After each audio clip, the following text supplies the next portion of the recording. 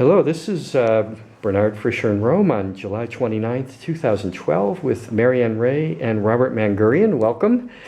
Nice to have you here in our little apartment. And you're here as old hands on Hadrians Villa. We know you've surveyed the entire site. Thank you for which, and photographed it and documented it. It's an amazing project that I know will never be repeated. At least and it wasn't just us, but was us perhaps for centuries. But right. And us plus 150 young students, many of whom have gone on to be distinguished architects now and heads of programs. So that was around 1986 to 1995, I believe. Right. How did you two meet, and does that relate in some way to your interest in Hadrians Villa? Yes.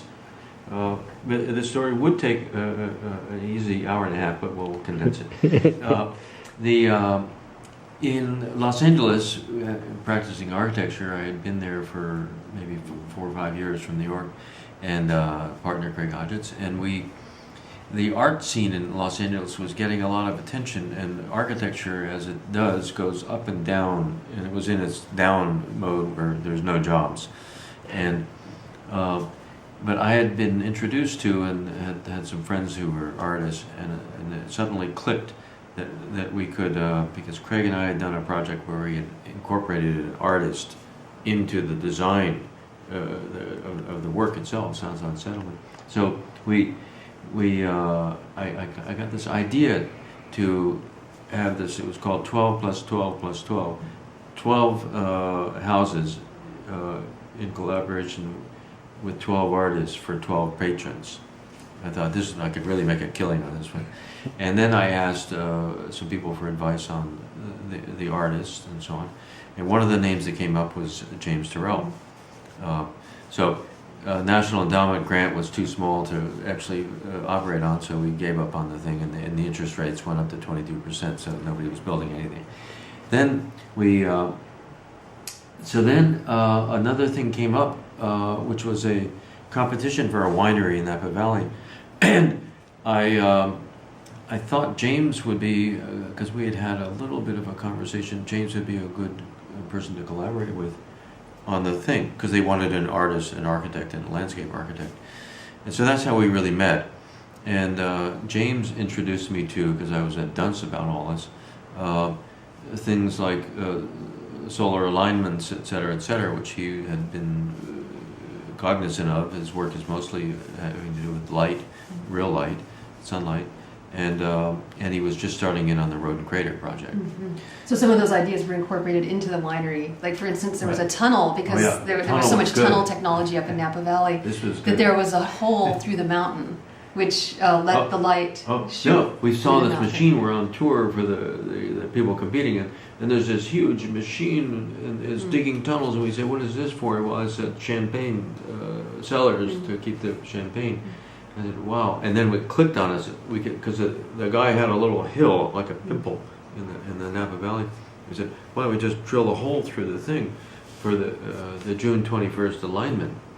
And James said, yeah, and in the middle we'll have this thing where the light can go through, but it will also mirror a mirror that will send it up into the floor of the house, the courtyard, and then you'll be able to see the image of the sun on the floor of your house. So that never got built. Right.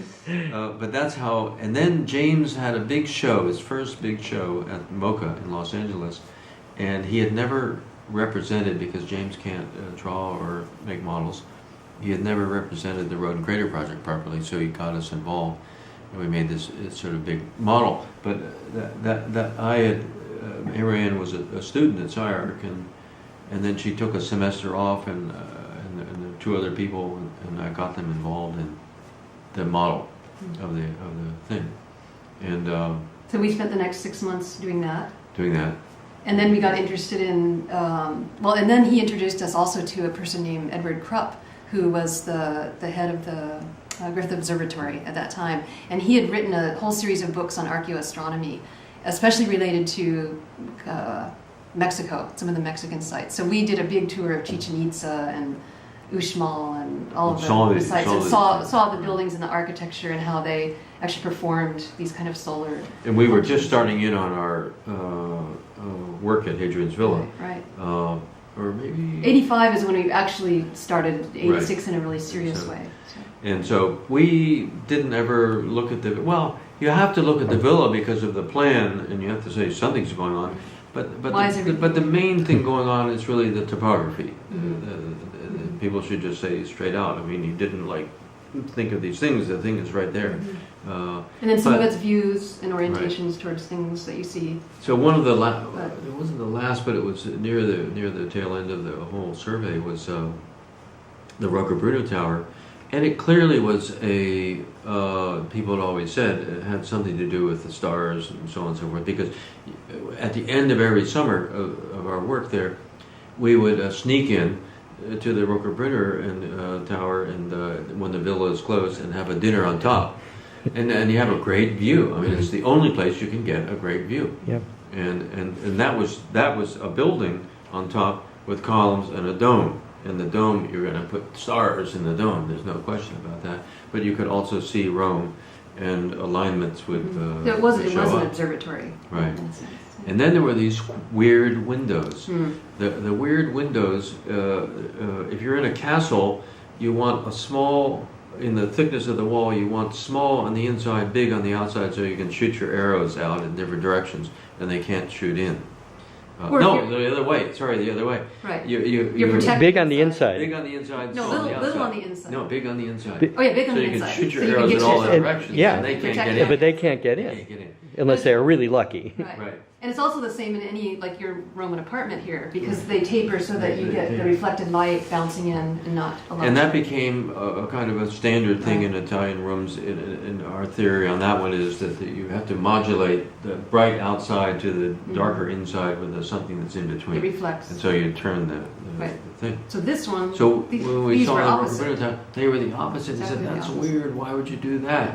So it had to be some kind of focusing device. Right. Was what we immediately thought of. And then then that the idea of the corresponded angle. to the James Right, and having Charles worked stuff, on and the- we said, huh. The crater project with all And the then we alignments. just we drew a line out Yeah. knew where the thing was Yeah, approximately. and it worked. And then we were able to go back Well, the next summer, right? The next summer, and then we went, and June 21st. luckily, and it was before we really had started, but we drove out with Right, some right. a few Some of the people who had arrived early. and it happened to be a clear day. Very clear. Luckily. So- And a beautiful red and glowing the thing just sunset. did exactly what we thought. A red dash of light. It went up on the wall, and boom. And then when the sunset disappeared, just it just went away. Yeah. Yeah. That's actually one thing I like about Marina de Franceschini's work with Giorgio Veneziano, that they've discovered that the alignment of Rocca-Bruno and the Accademia Right. is at 300 degrees to the horizon, not 302. 302, you're exactly then on axis with sunset on the summer solstice, but it only lasts for 15 minutes. Whereas if you're at 300 degrees, it lasts for an hour and a half, so you get the whole show. Yeah, right. Yes. And I think that's very convincing. Yeah. That you don't want to be exact, because then it would just be over before you could do anything about it. Right. Right.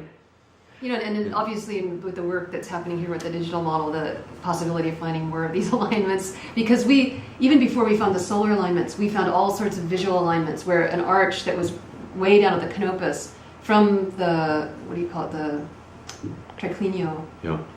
would align and become perfectly inscribed with each other. Whereas Yes. one was like 10 Yeah. times as big as the one in the foreground. So I think Which had to the do idea of with alignments perspective. was...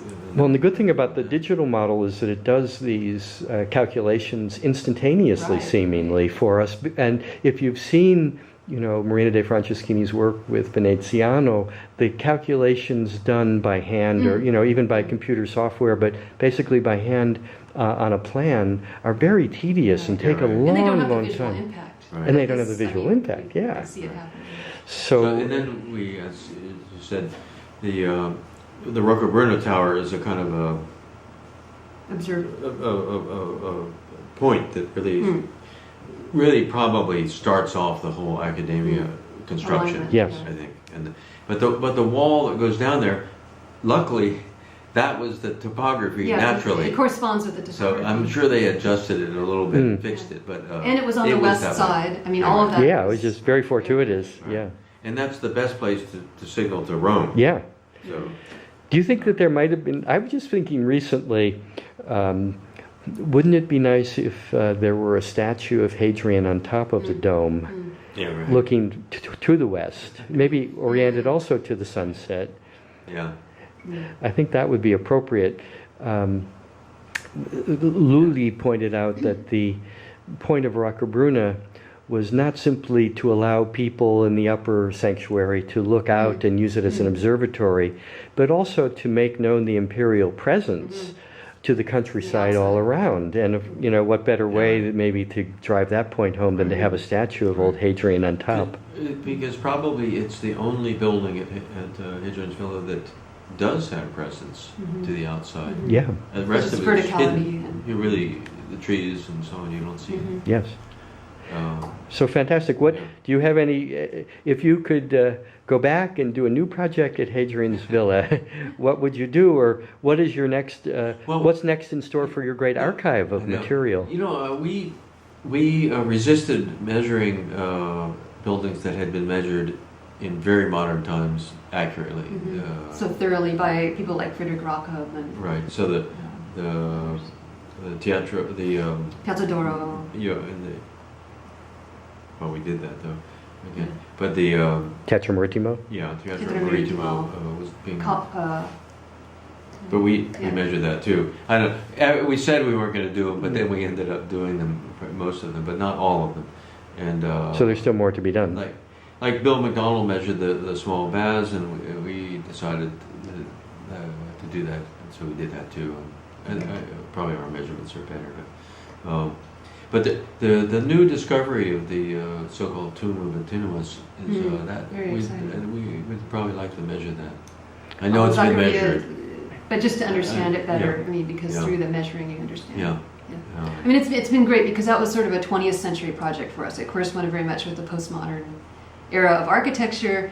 Things have changed now. Our 21st century project, we always say, is now China, and the urban villages and the rural villages and the urban-rural balance and situation.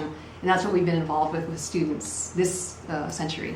But at the same time, I think the digital Hadrian's Villa project, it's so fantastic because now that 20th century project is more than postmodern. It's more than a 20th century situation. So. Great. Well, thank you very much for visiting and for talking to us. We greatly appreciate it. And thanks for all the work you did.